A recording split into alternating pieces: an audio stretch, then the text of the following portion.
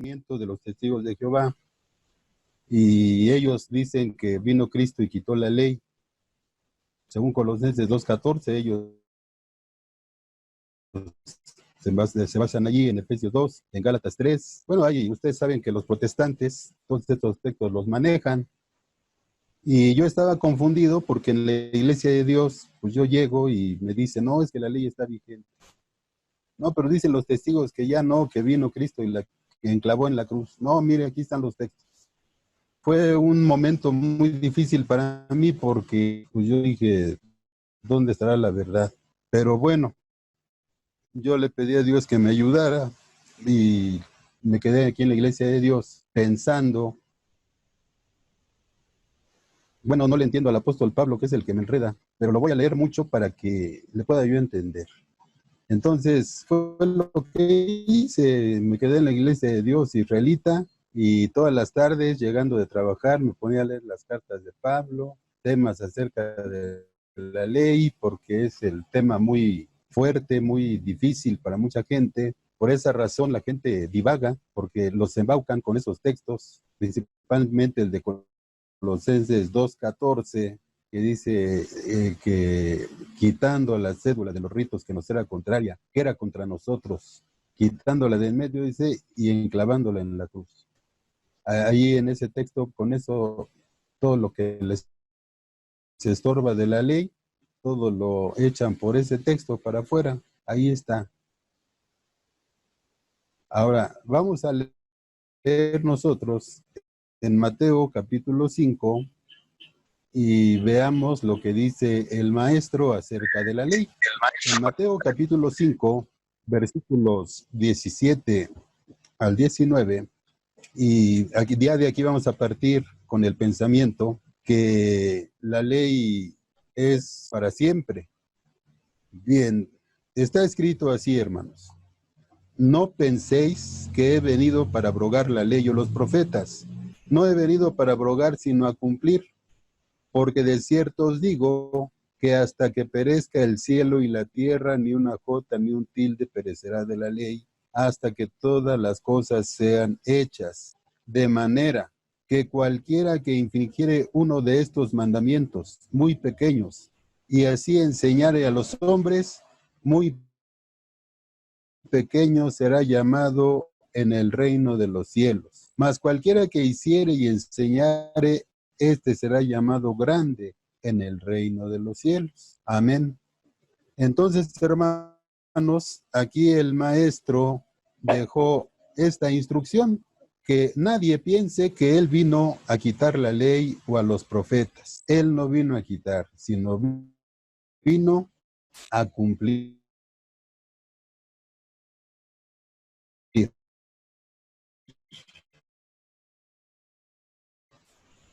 Pues sí, la ley de Cristo pues ya la quitó porque nadie la podía cumplir. Bueno, si leyéramos allá en Lucas capítulo 1, dice que Zacarías y Elizabeth pues eran irreprensibles en la ley. Entonces hay gente que sí cumplió la ley, y Pablo también cumplió la ley. Muchos hombres del pasado cumplieron la ley, y está muy claro aquí. Dice que hasta que perezca el cielo y la tierra, ni una jota ni un tilde perecerá de la ley. Entonces, hermanos, el cielo no ha pasado. Entonces la ley sigue permanente, y además de esto, en el versículo 19, de manera que cualquiera que infringiere uno de estos mandamientos muy pequeños, y así enseñare a los hombres, muy pequeño será llamado en el reino de los. Mas cualquiera que hiciere y enseñare, este será llamado grande en el reino de los cielos. Algunos han de pensar, bueno, yo si paso al reino, pues aunque me llamen pequeño, pues ya estando allá adentro, pues ya, aunque me llamen pequeño, decía un hermano, y aunque me la den de barrendero, pero yo estoy adentro del reino, decía el hermano, ¿no? Pero hermanos, no se refiere al milenio, aquí todavía. Aquí se refiere que será llamado pequeño en el reino. ¿Cuál reino? Pues en el reino de Dios. El reino de Dios, ¿de dónde abarca hasta dónde? Desde ahorita que estamos en el reino de la gracia, ya estamos en el reino de Dios. Luego, cuando se acabe el reino de la gracia, viene el reino milenial. Se acaba el reino milenial, viene el reino eternal, pero es el reino de Dios dividido en tres partes. Entonces, cuando leemos aquí en el versículo 19, dice, cualquiera que enseñe uno de estos mandamientos muy pequeños, dice, así es, sea pequeño en el reino de los cielos. Quiere decir que en este momento, si yo le enseño a la gente, el sábado no es muy importante, no, si puedes, guárdalo, y si no, pues mira, cualquier otro día, pues si yo voy a ser llamado pequeño ahorita en este tiempo, no voy a poder entrar al reino de los cielos. Entonces, aquí, hermanos, lo que quiero que partamos de esto que dijo el maestro, que la ley está vigente, la ley no se le quita, ni se le añade, como dice allá en Deuteronomio capítulo 4. Entonces, hermanos, toda la ley, cuando nos pregunten a nosotros como iglesia de Dios, bueno, entonces la ley está vigente, sí, toda la ley está vigente. Bueno, pero entonces, ¿por qué ahora ya no guardamos la ley del jubileo?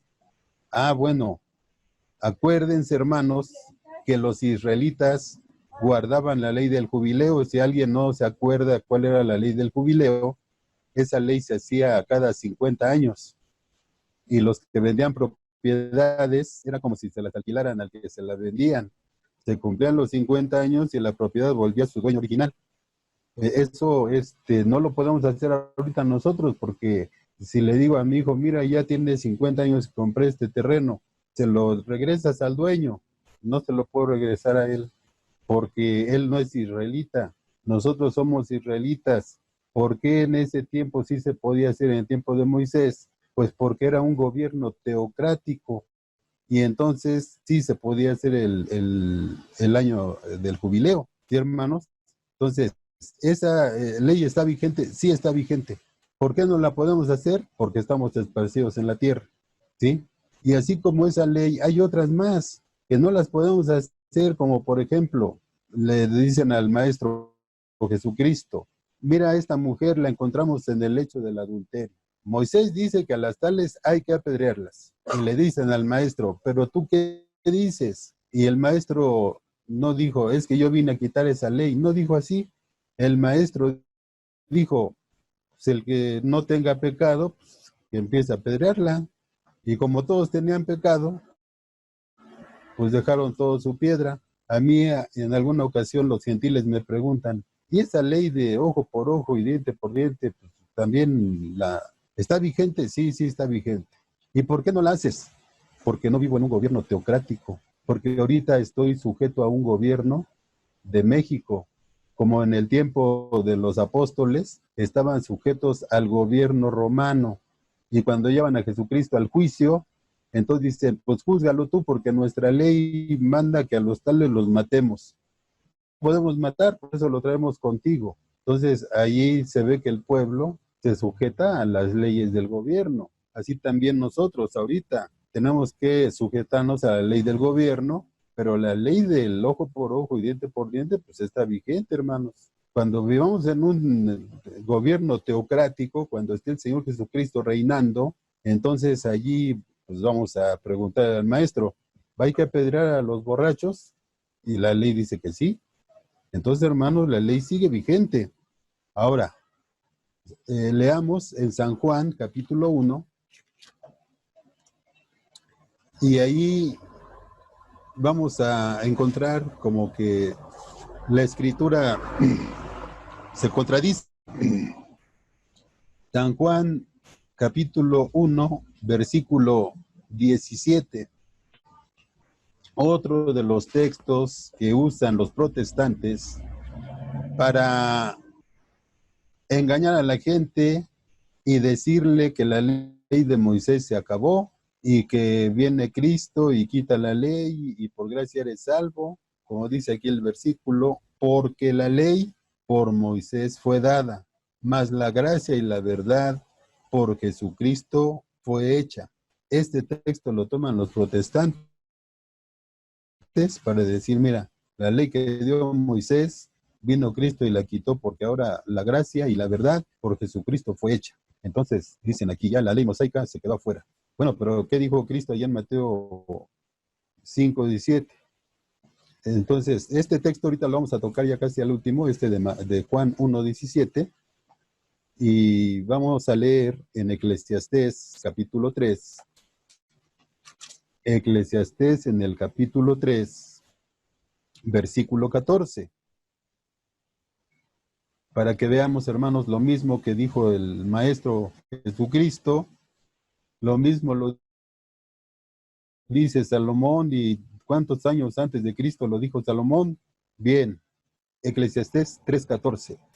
He entendido que todo lo que Dios hace, eso será perpetuo. Sobre aquello no se añadirá, ni de ello se disminuirá. Y hácelo Dios para que delante de él teman los hombres. Entonces, la ley de Dios es para siempre. Cuando yo estuve en una localidad en la Ciudad de México, los jóvenes seguido me decían, hermano Ismael, yo creo que la ley de Dios ya está obsoleta, ya no está vigente y hay que buscar otro tipo. No, no, no, espérate tantito, hermano. La ley de Dios, esa ley nos rige, nos lleva a la vida eterna. ¿Cómo crees que va a pasar? Si dice en el Salmo 19 que la ley de Jehová es perfecta, ¿cómo vamos a quitar lo perfecto? Si es perfecta. Y además la ley de Jehová hace sabio al pequeño, y es mucho más que oro afinado, hermanos. Y lo que acabamos de leer ahorita, todo lo que hace Dios será perpetuo. Sobre aquello no se añadirá, ni de ello se disminuirá, y hácelo Dios para que delante de él teman los hombres. Entonces, esa ley, hermanos, es vigente. Hace unas semanas oía un obrero que dijo, bueno, a través del grupo de WhatsApp, dice, yo creo que eso de quedar los hijos nada más a los del pueblo, eso ya quedó atrás. Eso fue en el tiempo de allá de Moisés y todo eso. Y bueno, no tardó un hermano ministro y le dijo, hermano, dice, la ley de Jehová es eterna. Aquí, si quitamos la ley, pues entonces ya no somos nada. Entonces, hermanos, tenemos que tener mucho cuidado con este tipo de pensamientos, porque si quitamos un mandamiento, así empezamos mal, y después, hermanos, vamos a quitar otro y otro y otro, y hermanos, vamos a estar igual que los protestantes. Vamos a leer, hermanos, en el libro del Éxodo, en el capítulo 19. Éxodo capítulo 19. En el versículo 5.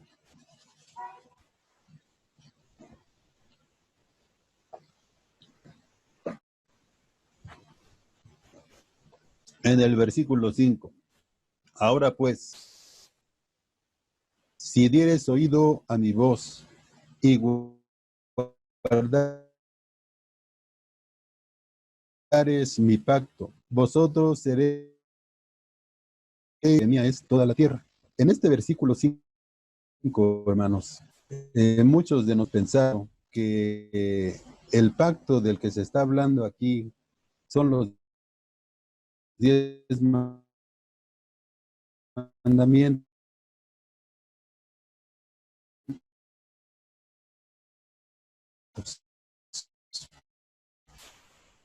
Pero vamos hablando en que este pacto se tenía que cambiar.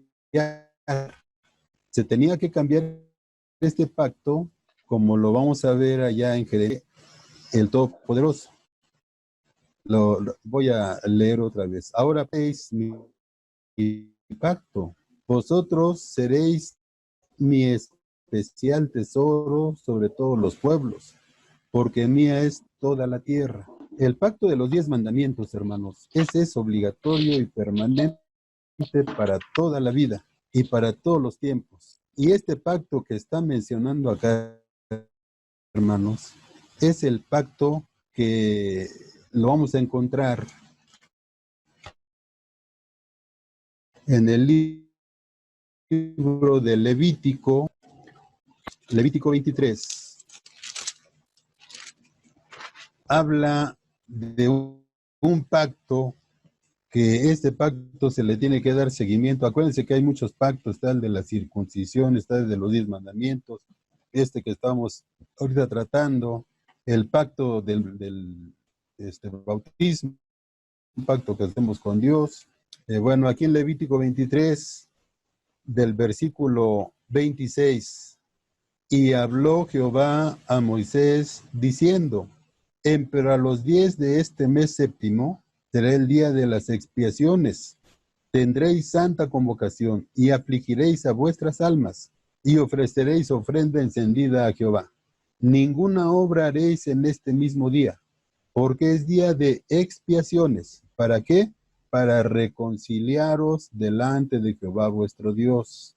Entonces, hermanos, de aquí vamos tomando forma en San Juan 1:17 que leíamos. La ley por Moisés fue dada, mas la gracia y la verdad por Jesucristo fue hecha. En este versículo 28 nos dice Dios a través de Moisés, es día de expiaciones. ¿Para qué son las expiaciones? Para reconciliaros delante de Jehová vuestro Dios. Ahora, si leemos en Romanos capítulo 5, Romanos en el capítulo 5, del versículo 12, Romanos 5, versículo 12. De consiguiente, vino la reconciliación por uno, así como el pecado entró en el mundo por un hombre, y por el pecado la muerte, y la muerte así pasó a todos los hombres, pues que todos pecaron, porque hasta la ley el pecado estaba en el mundo, pero no se imputa pecado no habiendo ley. En este versículo 13, mis hermanos, que es un poco complicado de entender, porque dice que hasta la ley el pecado estaba en el mundo. ¿Cuál ley, hermanos? Pues la ley de Moisés. ¿Cuál es la ley que le da Dios a Moisés? Pues es la ley de la reconciliación, la ley del continuo sacrificio. Todo eso le da Dios a Moisés para que se lo diera al pueblo de Israel. Y entonces aquí el apóstol Pablo dice, porque hasta la ley el pecado estaba en el mundo, pero no se imputa pecado. Libro 23 de Levítico, allí dice, es día de expiaciones para reconciliaros con Dios. Entonces, ¿quién nos reconcilió ya en los últimos tiempos con Dios? Cristo. Pero antes de Cristo, ¿cómo nos reconciliábamos con Dios? Bueno, vamos a Levítico 23, y ahí en Levítico 23, es lo que está diciendo Moisés, lo que escribe Moisés en el verbo Tisri, en el día 10,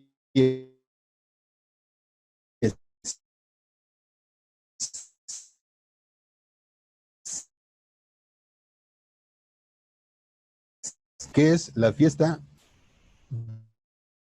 del Yom Kippur. Sabemos que esta ley tiene una trascendiendo esto.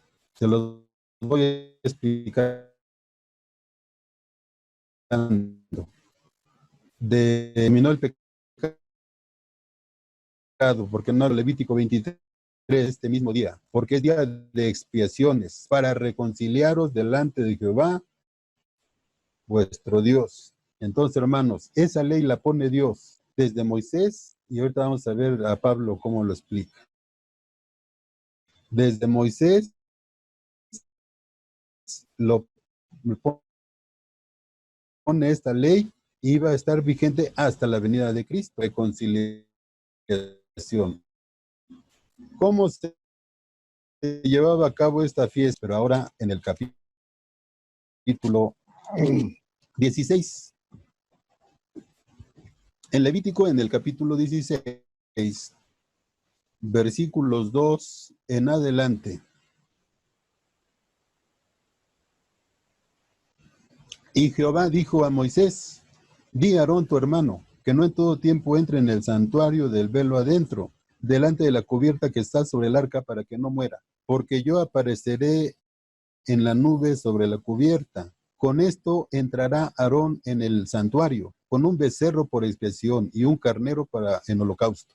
La túnica santa de lino se vestirá y sobre su carne tendrá pañetes de lino, y ceñiráse el cinto de lino y con la mitra de lino cubrirá,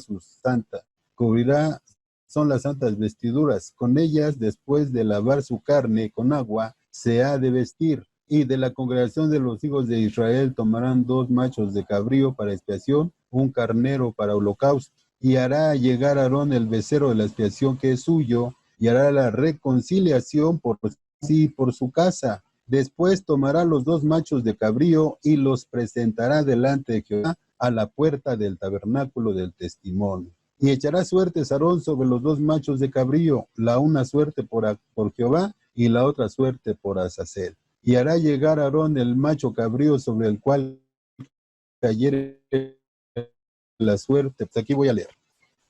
Para empezar, Moisés le dice a Aarón, por la instrucción de Dios, que para que pudiera Aarón entrar al lugar santo y al lugar santísimo, pues primero tenía que lavarse y luego se tenía que poner la túnica santa, se tenía que vestir, tenía que usar, dice aquí, pañetes. Los que no saben lo que son pañetes son pañales, o sea, ropa interior, para que no hubieran la desnudez al andar en el movimiento.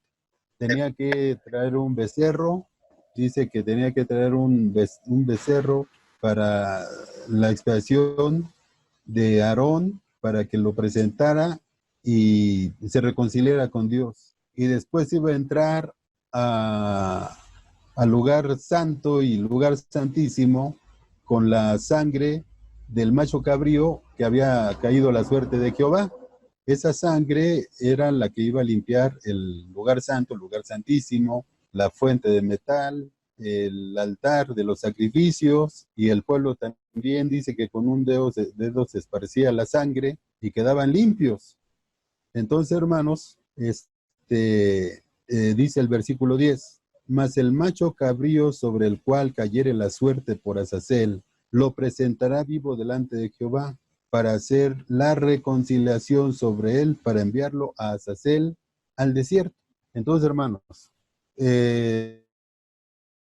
Dios le dijo a Moisés, se van a reconciliar conmigo a través de 2 machos cabríos, de los becerros que van a presentar, para que se reconcilien conmigo por esa sangre, y en ese día 10 del mes séptimo. Entonces, eso es lo que tenía que hacer el sacerdote Aarón. Fíjense, se tenía que bañar, tenía que poner las santas vestiduras, tenía que ofrecer un becerro por sí para reconciliarse con Dios, tomar 2 machos cabríos del pueblo y echar suertes, uno para que cayó de Azazel, que es el emisario, y el otro que cayó por Jehová, y ese lo tenían que sacrificar, y la sangre pues se la tenían que poner en el santo. Vamos a leer el versículo 15. Después degollará en expiación el macho cabrío que era del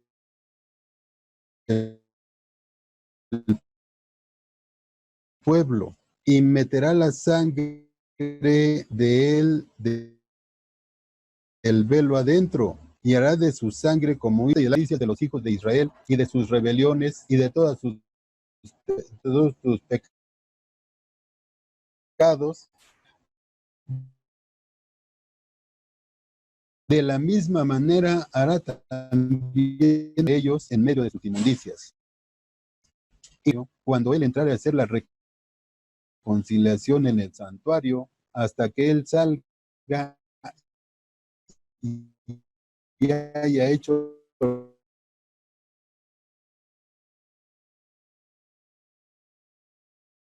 la reconciliación por sí y por su casa y toda la congregación de Israel. Saldrá al altar que está delante de Jehová y lo expiará.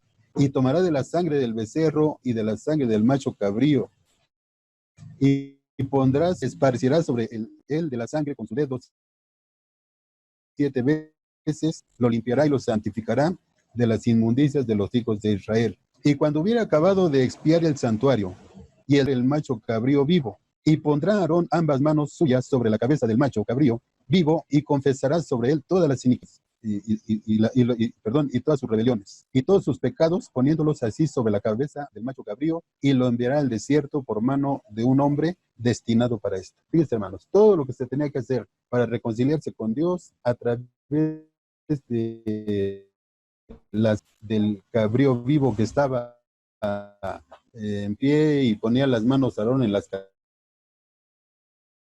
cabeza del macho cabrío, confesaba todos los pecados, rebeliones, todo lo que había ofendido a Dios, y había un hermano del pueblo que lo llevaba al desierto, lo dejaba allá. Fíjense todo lo que se hacía para reconciliar al pueblo con Dios. Pero eso era una reconciliación, como dice ahí, de cada año, hermanos. No era que, bueno, pues yo ya me reconcilié el año pasado, pues ya no voy. No, no, no, no, no, no. Aquí, hermanos, tenía que ser cada año la reconciliación del pueblo. Y si alguien perdía la continuidad de esta reconciliación, un año que dejara de ir, ese hombre era cortado del pueblo. Entonces, hermanos, así de esa forma tenía que estar yendo el pueblo a celebrar esta fiesta de las expiaciones. Allá en Levítico 23 dice que celebrar la fiesta de las expiaciones era entrar en ayuno, afligir la carne. Era un ayuno porque Dios iba a perdonar los pecados. Pero no los perdonaba ya borrón y cuenta nueva, no, sino que vamos a leer, me voy a adelantar un poco, en la carta a los Hebreos, en el capítulo 10, precisamente hablando de esto que son los animales que se sacrificaban. Veamos en el capítulo 10 de aquí de los Hebreos lo que explica el escritor de esta carta, del versículo 1, Hebreos 10 del versículo 1. Porque la ley, teniendo la sombra de los bienes venideros, no la imagen misma de las cosas, nunca puede por los mismos sacrificios que ofrecen continuamente cada año hacer perfectos a los que se allegan. Se está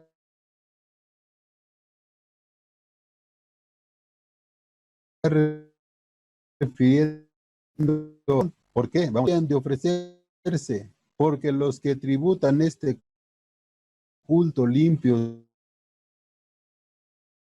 de una vez, no tendrían más de pecado. Y de los machos cabríos no puede quitar los pecados. Ahora, hermanos, si nos centramos en el versículo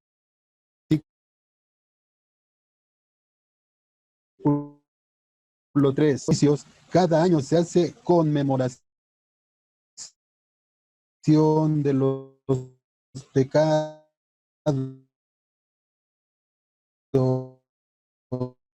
A ver, hermano, vamos a pensar un poquito. ¿Qué es conmemoración? ¿Qué es conmemorar? Conmemoramos la creación de Dios, recordamos la creación de Dios. Pero en estos sacrificios, cada año se hace conmemoración de los pecados. Quiere decir que si algún israelita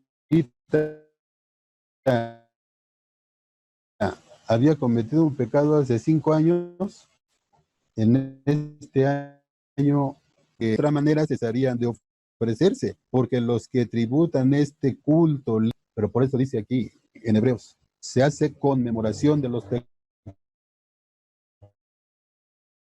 Entonces, ¿esto qué era? Cada año continuamente tenía que hacer conmemoración del pecado. No era como me explicaron cuando llegué a la iglesia, perdona a Dios y vuelven a pecar y los perdona, y vuelven a pecar y los perdona. Yo me quedé pensando y dije, pues esto me suena así como un rito católico. Porque los católicos así son, van, se confiesan, los absuelve el padre y vuelven a pecar, se confiesan, los absuelve el Padre y así.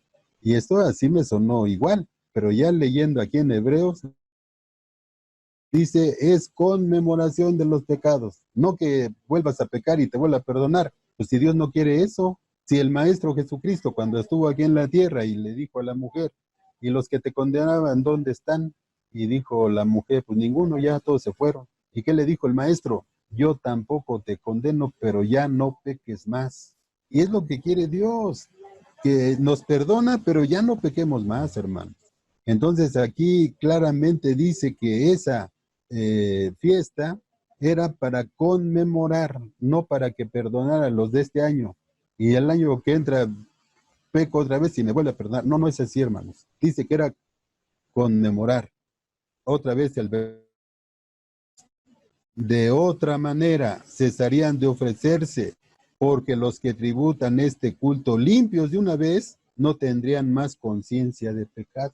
Entonces, esto no, al israelita lo llevó una reconciliación de cada año, lo llevó a Cristo. Vamos a leer en el libro del profeta Jeremías, en el capítulo 31. Y de allí vamos a ir tomando, pues yo creo, el sentido de que si yo digo que allí en Éxodo 19, cuando habla del pacto, si yo digo que son los 10 mandamientos, nada más vean ustedes cómo dice aquí, Jeremías 31, versículo 31. He aquí, vienen días, dice Jehová, en los cuales haré nuevo pacto con la casa de Jacobo y con la casa de Jacob y con la casa de Judá. Vean bien, no como el pacto que hice con sus padres el día que tomé su mano para sacarlos de donde, de la tierra de Egipto, porque ellos invalidaron mi pacto, bien que fui yo un marido para ellos, dice Jehová. Entonces, cuando los sacó de la tierra de Egipto, ¿cuál era el pacto que les dijo? Pues el de la reconciliación, no era el de los 10 mandamientos, hermano, porque los 10 mandamientos ya esos existían desde Adán y Eva. Recordemos que en el capítulo 2 de Génesis dice que Dios bendijo el día séptimo porque en él reposó de toda obra que hizo. Entonces, ahí vemos que lo apartó, lo santificó. ¿Y a quién se lo dio? Pues a Adán y a Eva. Bueno, es que no dice ahí que guardaban el día. Pues no, no está porque es un misterio. Un misterio es una verdad oculta. Pero nosotros como somos pueblo sabio y entendido, porque así Dios nos ha dado sabiduría, entendemos entonces que Adán y Eva sí guardaban el sábado, que Noé, todos los patriarcas guardaban el sábado. Por eso dice allí en la ley que leemos cada sábado, acordarte has del día del reposo para santificarlo. Recuérdalo, ahí está, ya estaba allí el sábado. Cuando Caín va a matar a su hermano, ¿y qué le dijo Dios? Mira, el pecado está a la puerta. El pecado se puede enseñorear de ti, pero tú te puedes enseñorear de él. ¿Y qué dice la ley? No matarás. ¿Y qué es pecado? Transgredir la ley, ese es pecado. Entonces, hermanos, los 10 mandamientos ya existían. La ley de la purificación ya existía. La ley de la alimentación ya existía. ¿Cuál es el pacto? El pacto es reconciliaros con Dios a través de los machos cabríos y los becerros. Verso 32 otra vez. No como el pacto que hice con sus el día que tomé su mano para sacarlos de la tierra de Egipto, porque ellos invalidaron mi pacto, bien que fui yo un marido para ellos, dice Jehová. Mas este es el pacto que haré con la casa de Israel después de aquellos días, dice Jehová. Daré mi ley en sus entrañas y escribiréla en sus corazones, y seré yo a ellos por Dios, y ellos me serán por pueblo. Entonces, este es el nuevo pacto. Miren otra vez a la carta a los Hebreos. Y otra vez el capítulo 10. Hebreos 10, del versículo 11 Hebreos 10 del versículo 11. Si ya todos lo tenemos, silencio. Así que todo sacerdote se presenta cada día ministrando y ofreciendo muchas veces los mismos sacrificios que nunca pueden quitar los pecados. Pero habiendo ofrecido por los pecados un solo sacrificio para siempre, está sentado a la diestra de Dios, esperando lo que resta hasta que sus enemigos sean puestos por estrado de sus pies. Porque con una sola ofrenda hizo perfectos para siempre a los santificados. Y atestíguanos lo mismo el Espíritu Santo, que después que dijo, y este es el pacto que haré con ellos, después de aquellos días, dice el Señor, daré mis leyes en sus corazones, y en sus almas las escribiré. Añade, y nunca más me acordaré de sus pecados e iniquidades. Pues donde hay remisión de estos, no hay más ofrenda por pecado. Entonces, aquí en el capítulo 10 de los Hebreos dice, la ley tenía una sombra de los bienes venideros, y ese bien venidero era Cristo, y la sombra, que era la ley era la sombra de Cristo. Pero viene Cristo, y entonces con un solo sacrificio, agota los pecados de todos. Y el versículo 18, pues donde hay remisión de estos, no hay más ofrenda por pecado. Entonces, hermanos, esta es la reconciliación que hace Dios a través de los machos cabríos. Y luego Jeremías dice, voy a hacer un nuevo pacto con la casa de Jacob y con la casa de Israel. Y el pacto que hace con el pueblo de Israel, hermanos. Acuérdense que el pacto que hace, vamos a leer Mateo 26. Mateo en el capítulo 26.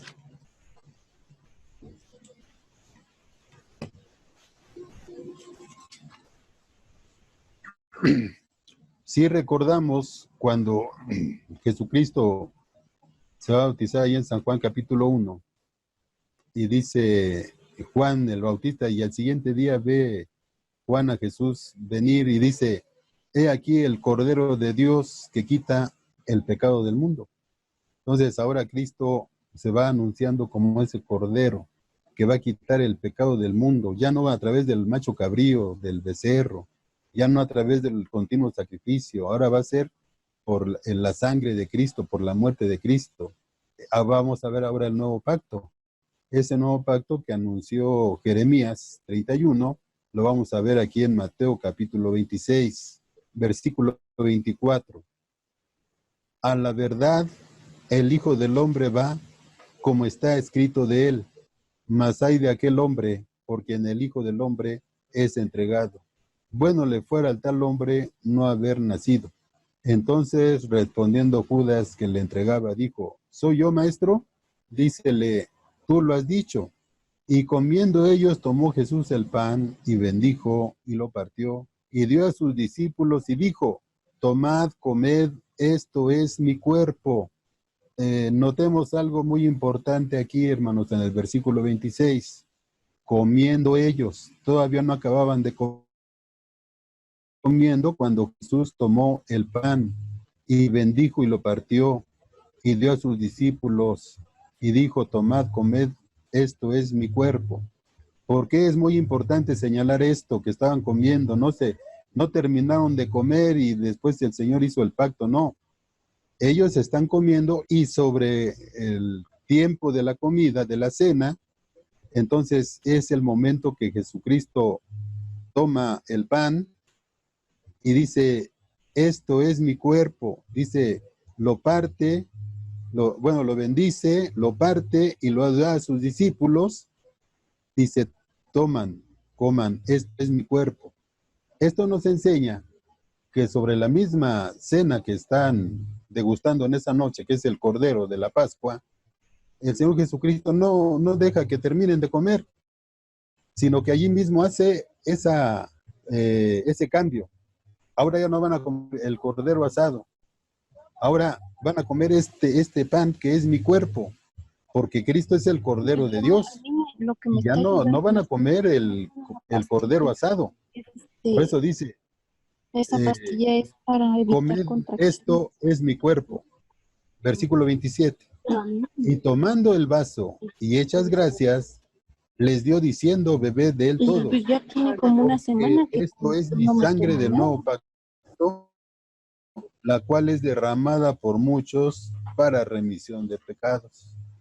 Entonces, hermanos, esto es algo muy importante que nosotros como Iglesia de Dios vemos que están comiendo, ellos no acaban de comer y el Señor Jesucristo hace el cambio de la cena. Ahora van a comer el pan, ahora van a tomar el vino. ¿Por qué van a tomar el vino? Dice el 28, porque esto es mi sangre del nuevo pacto. Ahí está, ahí dice, porque esto es mi sangre del nuevo pacto. Recordamos entonces Jeremías 31. Dice, yo voy a hacer un nuevo pacto para con la casa de Jacob, con la casa de Israel. Y dice aquí, porque esto es mi sangre del nuevo pacto, la cual es derramada por muchos para remisión de los pecados. Entonces, nosotros vemos con toda claridad que el Señor Jesucristo hace una transición de la cena. Ya no van a cenar el cordero asado, ya a cenar los panes sin levadura. Ahora van a cenar pan sin levadura, porque este es mi cuerpo. La bebida que sale de la uva, porque esta es mi sangre. Y esa es la sangre del nuevo pacto. ¿Por qué decimos que es de uva? Versículo 29.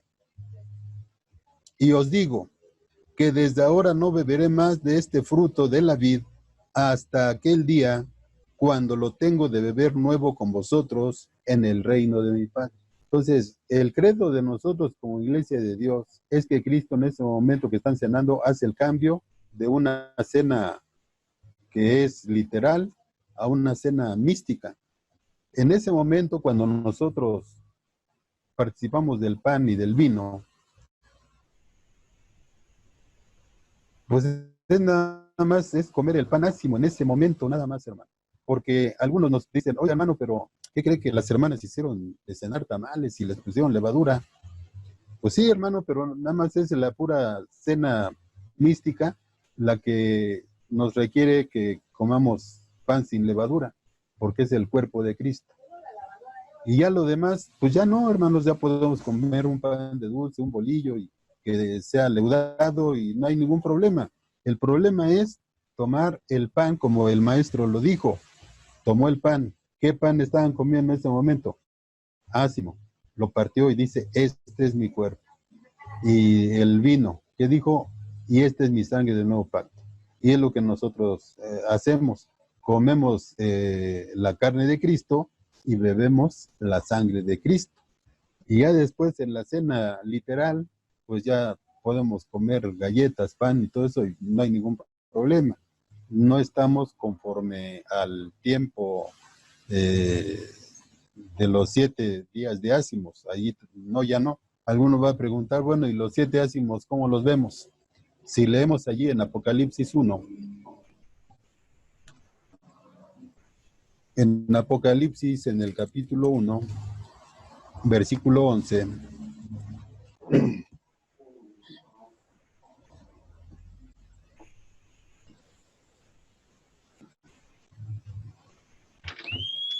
que decía, yo soy el alfa y omega, el primero y el último.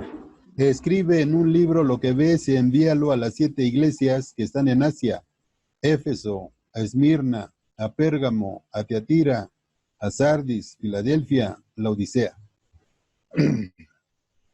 Cada una de estas iglesias son una época de la iglesia de Dios israelita. La época de Éfeso significa deseable. Deseable, ¿por qué? Porque la sana doctrina era limpia. En ese momento era de la voz de Cristo, de los apóstoles. Por eso era Éfeso. Todavía no se contaminaba, no contaminaban a la doctrina. Pero ya después, cuando Cristo no está y en tiempo de Pablo, pues ya Pablo dice, pues hay unos que dicen que ya vino Cristo, hay unos que dicen que ya está reinando, bueno, y ya enseña, la doctrina pues ya está contaminada. Ahora entonces nosotros, hermanos, recordemos qué significa la Odisea. o la tibieza, el juicio de la casa de Dios. Entonces, hermanos, son 7 épocas, y en esas 7 épocas nos recomienda Pablo en 1 Corintios 10. 1 Corintios, en el capítulo 10, versículo 16 y versículo 17. 1 Corintios 10, 16 y 17. La copa de bendición que bendecimos no es la comunión de la sangre de Cristo. El pan que partimos no es la comunión del cuerpo de Cristo, porque un pan es que muchos somos un cuerpo, pues todos participamos de aquel un pan. Entonces nosotros tenemos que ser ese pan ácimo. Todo el cuerpo, toda la iglesia, estamos representados en un pan ácimo. Y ese pan ácimo tiene que estar en las 7 épocas de la iglesia. Y entonces nosotros, acuérdense que dice el apóstol Pablo, que poca levadura leuda toda la masa. Allí explica que el pecado, pues, le infla la masa. Y nosotros, ¿cómo tenemos que ser? Sin pecado, leudos. ¿Sí? Entonces, por eso les digo, a la hora de comer los emblemas, tomo el pan ácimo, y es el cuerpo de Cristo, y lo comemos todos. Agarramos la copa y nos dan para que participemos de ella, y es la sangre de Cristo, el pacto de Cristo que hizo. En la casa de Israel había puros israelitas, no había ningún gentil. Ya después se empieza a predicar a los otros israelitas, 3,000 que se convirtieron allá en el día del Pentecostés. Y luego así se fueron convirtiendo más, hasta que llegaron a ser 144,000 primicias de Cristo. Y entonces, hermanos, nosotros vemos ese nuevo pacto que hace el Señor Jesucristo. Leamos ahora en la carta a los Hebreos, capítulo 7.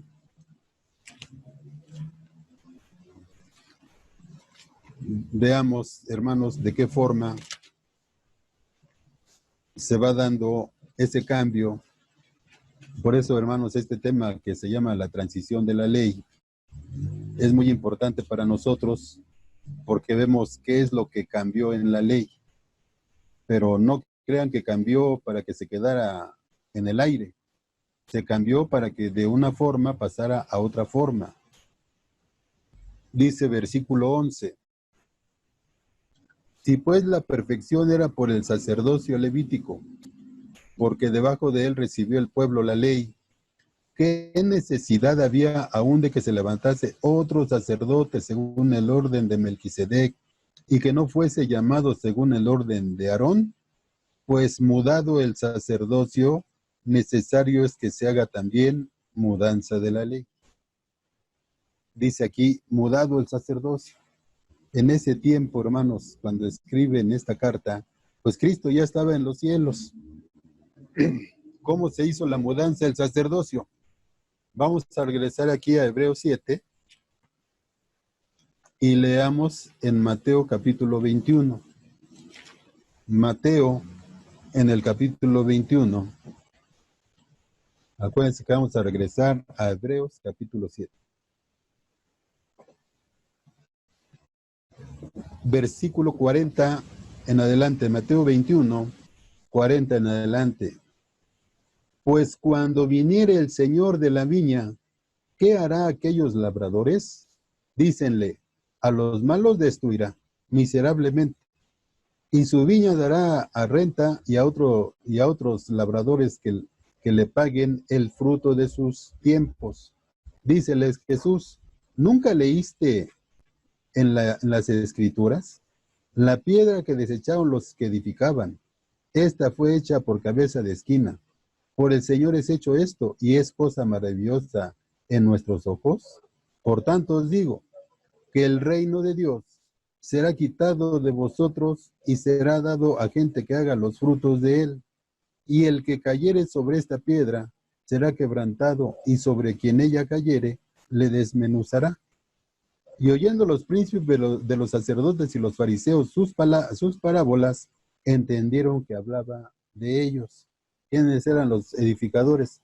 Pues los sacerdotes. Y el verso 43, que es muy importante. Por tanto os digo que el reino de Dios será quitado de ustedes y será dado a gente que haga los frutos de él. Regresamos a Hebreos 7, versículo 12. Pues mudado el sacerdocio, necesario es que se haga también mudanza de la ley. ¿Cuándo se mudó el sacerdocio? Cuando se murió Cristo. Allí se hace esa mudanza del sacerdocio. Aquí en esta misma página que estamos, capítulo 8 de Hebreos, versículo 4. Así que si estuvieses sobre la tierra, ni aún serías sacerdote, habiendo aún los sacerdotes que ofrecen los presentes según la ley. Entonces, hermanos, se hizo mudanza del sacerdocio. Bueno, entonces ahora es necesario que se haga mudanza de la ley, pero solamente la ley que maneja el sacerdocio arónico. Entonces ahora vamos a ver cómo se hace ese cambio de la ley. Leamos ahora otra vez en Hebreos 7, versículo 13. Porque aquel de cual esto se dice, de otra tribu es, de la cual nadie asistió al altar, porque notorio es que el Señor nuestro nació de la tribu de Judá, sobre cuya tribu nada habló Moisés tocante al sacerdote. Y aún más manifiesto es, si a semejanza de Melquisedec se levanta otro sacerdote, el cual no es hecho conforme a la ley del mandamiento carnal, sino según la virtud de vida indisoluble, pues se da testimonio de él. Tú eres sacerdote para siempre según el orden de Melquisedec. El mandamiento precedente, cierto, se abroga por su flaqueza e inutilidad, porque nada perfeccionó la ley, mas hízolo la introducción de mejor esperanza, por lo cual nos acercamos. Este versículo 19 es muy importante, hermanos, es lo que les venía yo explicando, que se hacía conmemoración de los pecados cada año, pero no los perfeccionó. Por eso dice el 19, porque nada perfeccionó la ley.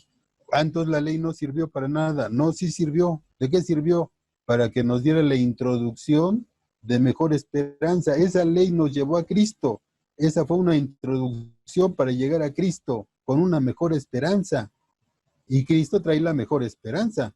Si la ley no me perfecciona, pero Cristo sí me perfecciona, por la cual nos acercamos a Dios. Entonces vean, hermanos, cómo lo que Dios hace, no lo hace así de un golpe, sino es parte por parte.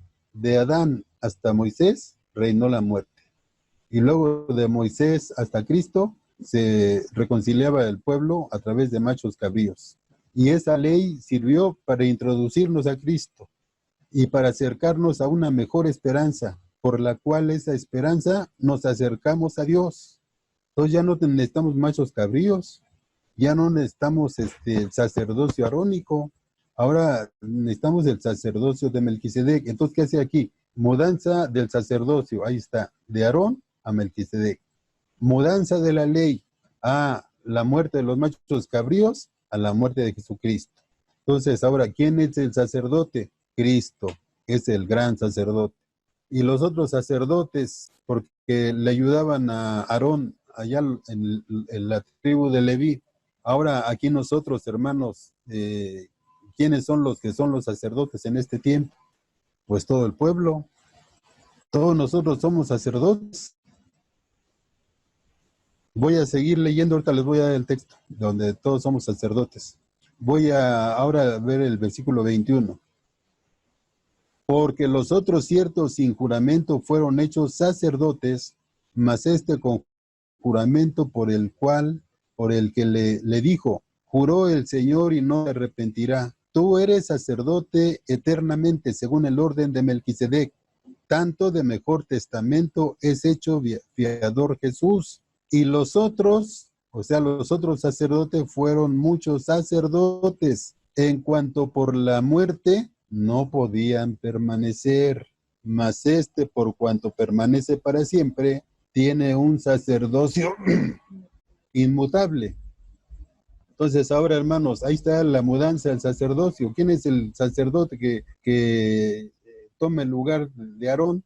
Pues es Cristo. Mas este, por cuanto permanece para siempre, tiene un sacerdocio inmutable, ya permanente, ya eterno, por lo cual puede también salvar eternamente. Entonces, si entendemos ahora sí el plan de Dios, reconciliación por machos cabríos en el tiempo de Moisés, ahora tenemos una mejor esperanza. Ahora dice aquí el versículo 25 que ya leímos, por lo cual puede también salvar eternamente a los que por él se allegan a Dios, viviendo siempre para interceder por ellos. Entonces, hermanos, ahora ya estamos reconciliados con Dios, con la sangre de Cristo, una vez y para siempre. Y los otros, ¿cuánto tiempo lo tenía que hacer? Todos los días de su vida. Versículo 26. Porque tal pontífice nos convenía, santo, inocente, limpio, apartado de los pecadores y hecho más sublime que los cielos, que no tienen necesidad cada día como los otros sacerdotes de ofrecer primero sacrificios por sus pecados y luego por los del pueblo, porque esto lo hizo una sola vez, ofreciéndose a sí mismo, porque la ley constituye sacerdotes a hombres flacos, mas la palabra del juramento, después de la ley, constituye al Hijo, hecho perfecto para siempre. Entonces, también me llama la atención el versículo 26, porque dice, tal pontífice nos convenía, santo, inocente, limpio, apartado de los pecadores y hecho más sublime que los cielos. Dice nada más. Él es el que nos representa con Dios. Él es el que vino y nos reconcilió con Dios con su muerte. Entonces, ¿cuál es el cambio de la ley? ¿Cómo se llama? La transición de la ley es que se tenía que justificar el hombre a través de los machos cabríos, solamente era reconciliarse un año y luego reconciliarse el otro, conmemorar los pecados de hace 10, 15 años, y no es como lo decían antes que, bueno, ya pequé este año, me perdona Dios, pecó el otro año, me perdona. No, no es así. Conmemoración de pecados. Dios no quiere pecadores. Había un hermano que era muy adúltero y era un ministro en los años 86 más o menos, me acuerdo, que le cayeron en el adulterio con varias hermanas, y él, donde quiera que iba, predicaba que Dios perdonaba el adulterio, solamente con un ayuno y ya quedaban limpios. Y entonces muchos hermanos decían, no, y entonces cuántos flacos iba a haber estar ayunando cada rato para que nos perdonara Dios los adulterios. Pero no es cierto, hermanos, eso no es cierto. El pecado es pecado y no hay, ya dice el apóstol Pablo, que si pecáramos voluntariamente, ya con el conocimiento de la verdad, ya no queda más sacrificio por el pecado, hermanos. Y eso es desde el principio, cuando Adán y Eva pecaron.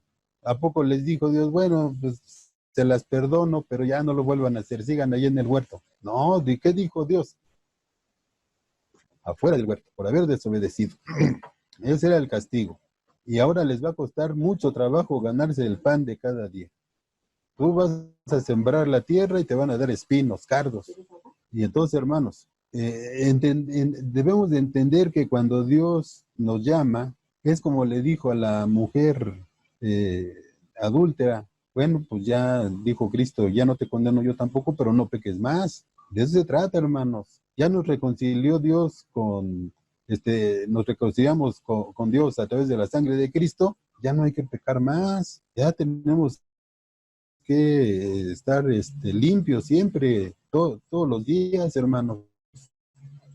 Ese es para que nos ganemos el reino, y esa es la transición de la ley. Por eso recordamos lo que dice San Juan 1:17. Yo creo que lo leemos ahorita y ya conforme lo que leímos, pues ya lo entendemos ya más fácil, hermanos. A lo mejor nos cuesta un poco de trabajo porque así es esto. No podemos entender un tema de la ley así en una exposición. Tenemos que oír a otro hermano y otra forma y uno conecta una cosa, otro conecta otra. Y entonces si leemos San Juan 1:17, entendemos, porque la ley por Moisés fue dada. Aquí nos detenemos. ¿Cuál ley? Ah, pues la ley por el pecado. Mas la gracia y la verdad por Jesucristo fue hecha. ¿De cuál ley? Pues de la ley por el pecado. Entonces, ¿qué fue? Vamos a leer a Pablo en Gálatas capítulo 3 y ahí vamos a tener otra explicación de Pablo. Aunque muchos dicen, no, leer Gálatas es una cosa bien difícil de entender. Bueno, pues vamos a leer ahí Gálatas capítulo 3 y dice del versículo 19. Y vean ustedes, hermanos, que aquí Pablo nos va a hablar de la ley de sacrificios por el pecado. Leemos con mucho cuidado. Pues, ¿de qué sirve la ley? Fue puesta por causa de las rebeliones. Aquí en estos dos renglones. ¿De qué sirve la ley? Fue puesta por causa de las rebeliones. ¿Cuáles rebeliones? ¿Contra qué se rebelaba el pueblo? Contra los mandamientos de Dios. Ah, entonces, por eso vino a existir una ley. Sí, ¿cuál ley? La ley de sacrificios por el pecado. Hasta que viniese la simiente. ¿Quién es la simiente? La simiente la encontramos aquí mismo en este capítulo 3, versículo 16. A Abraham fueron hechas las promesas y a su simiente, no dice ya las simientes como de muchos, sino como de uno, y a tu simiente la cual es Cristo.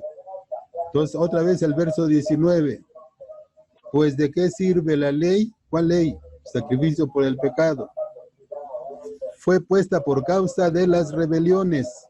¿Hasta qué tiempo? Hasta que viniese la simiente. Y ya vimos el verso 16, la simiente es Cristo, a quien fue hecha la promesa, ordenada aquella por los ángeles en la mano de un mediador. En ese momento el mediador, ¿quién era? Moisés. Moisés es el mediador porque él es el que anunciaba la venida de Cristo. El verso 20. Y el mediador no es de uno, pero Dios es uno. Luego la ley es contra las promesas de Dios en ninguna manera, porque si la ley dada pudiera vivificar, la justicia fuera verdaderamente por la ley, mas encerró la escritura todo bajo pecado, para que la promesa fuese dada a los creyentes por la fe de Jesucristo. Aquí se maneja la palabra, nosotros que no vimos a Cristo, tenemos fe que Cristo vino, predicó, murió y resucitó y nos rescató del pecado. Verso 23. Pero antes que viniese la fe, o sea, Cristo, estábamos guardados bajo la ley, encerrados para aquella fe que había de ser descubierta. De manera que la ley, nuestro ayo fue para llevarnos a Cristo, para que fuésemos justificados por Cristo, que es la fe. Mas venido Cristo, venida la fe, ya no estamos bajo ayo, porque todos sois hijos de Dios por la fe en Cristo Jesús. Porque todos los que habéis sido bautizados en Cristo, de Cristo estáis vestidos. Entonces, hermanos, el Señor Jesucristo también tuvo que tener unas santas vestiduras, así como Aarón. Aarón se tenía que poner las vestiduras de lino, las santas vestiduras, y esas vestiduras, pues Aarón las tenía que usar, pero Cristo era santo, más sublime que los cielos, no necesitaba vestiduras santas, porque Él era todo santo, pero ahora nosotros somos sacerdotes también. Por eso dice el verso 27, porque todos los que habéis sido bautizados en Cristo, de Cristo estáis vestidos. Entonces, hermanos, esta parte que leímos aquí de Gálatas 3, pues sí, hermanos, yo sé que es un poco complicada. Hay que leer y leer y leer para poder entender. Y si ya lo entendimos, gracias a Dios que lo hemos entendido, y son los versículos que nos cuesta mucho trabajo de entender. Leamos en la primera de Pedro, en el capítulo 2, primera carta de Pedro, capítulo 2.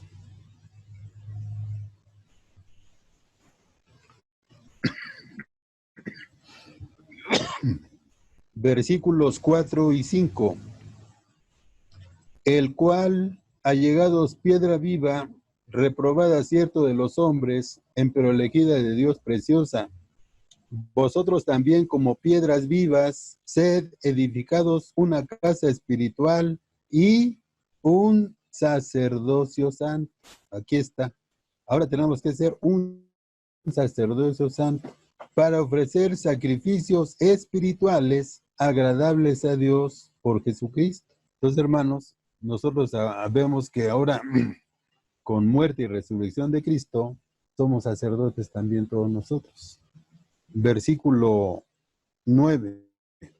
Mas vosotros sois linaje escogido, real sacerdocio, gente santa, pueblo adquirido, para que anunciéis las virtudes de aquel que os ha llamado de las tinieblas a su luz admirable. Entonces, ahora dice aquí que nosotros somos un linaje escogido, real sacerdocio, gente santa. Cuando hablamos de santo, el día santo pues está apartado de los demás días. El día santo, el séptimo día, no lo podemos revolver con los otros días porque Dios lo apartó. Es un día santo. Hagamos obra o no hagamos obra en él, pero ese día sigue siendo santo. Y nosotros luego lo contaminamos al día. ¿Por qué? Porque no guardamos y santificamos el día. Pero es un día santo. Así también como dice acá, mas vosotros sois linaje escogido, real sacerdocio, gente santa, pueblo adquirido, para que anunciéis las virtudes de aquel que os ha llamado de las tinieblas a su luz admirable. Entonces, hermanos, acuérdense que hay una parte ahí en la carta de los Corintios, la segunda carta, en donde dice el apóstol Pablo, sí, dice, hay que oponerse a todo consejo que viene contra el consejo de Dios, a todo lo que viene contra el consejo de Dios, hay que oponernos y hay que tirarlo. Dice, pero ¿eso cuándo lo tenemos que hacer? Cuando nuestra obediencia fue cumplida. Si yo no cumplo y voy y le digo al vecino, oye, pues haces mal, te emborrachas, me va a decir, pues sí, pero ya te oí que a tus hijos les dices de groserías, ¿no? Entonces, ¿cómo voy a reprender a otros si yo no soy santo? Entonces, yo voy a reprender a otro cuando dice Pablo, cuando la obediencia sea cumplida, hermanos, ¿sí? Y entonces, la transición de la ley, pues es eso, hermanos. ¿Cuál es la ley que vino a cambiar el Señor Jesucristo? Ya vamos a terminar, dice Colosenses capítulo 2. Colosenses 2. Y hermanos, esto que ahora yo trato de explicar con ustedes, me costó mucho trabajo entenderlo. Años tardé para entender. Ahora, de tanto leer a Pablo, pues a lo mejor no le entiendo al 100%, pero ya de letreo, ya un poco de letreo en los escritos de Pablo. Dice en el capítulo 2 de la carta de Pablo a Colosenses, versículo 14, rayendo la cédula de los ritos, que nos era contraria, que era contra nosotros, quitándola de en medio y enclavándola en la cruz.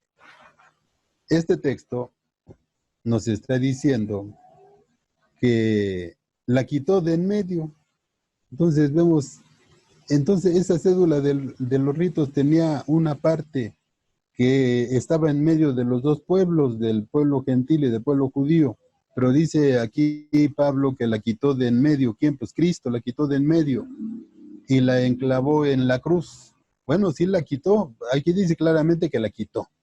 Sí la quitó. ¿Pero dónde la puso? En la cruz. Ahí dice que la puso en la cruz. ¿Cuál cruz? Pues el Evangelio.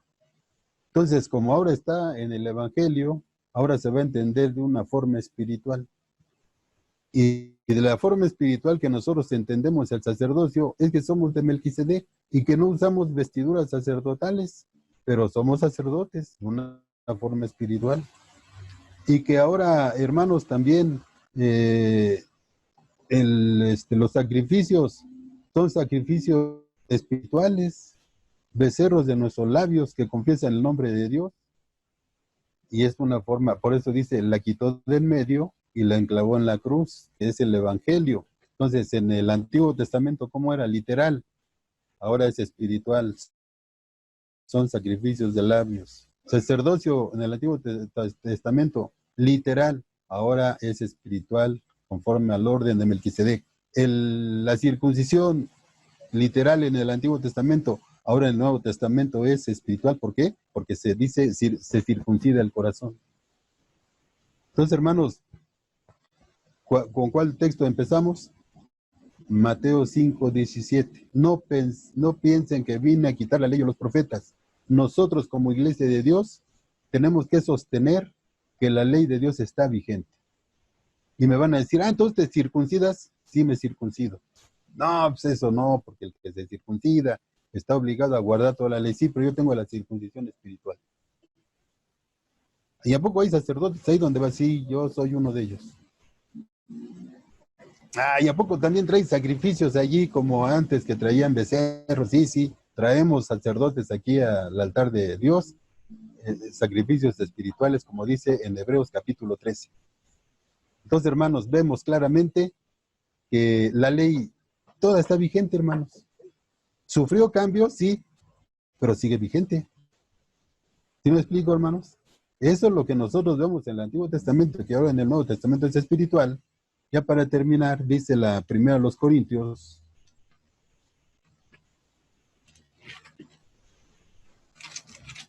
en la primera carta a los Corintios, que escribe el apóstol Pablo, en el capítulo 2, versículo 5 en adelante, primera a los Corintios 2, 5 en adelante, para que vuestra fe no esté fundada en sabiduría de hombres, mas en poder de Dios.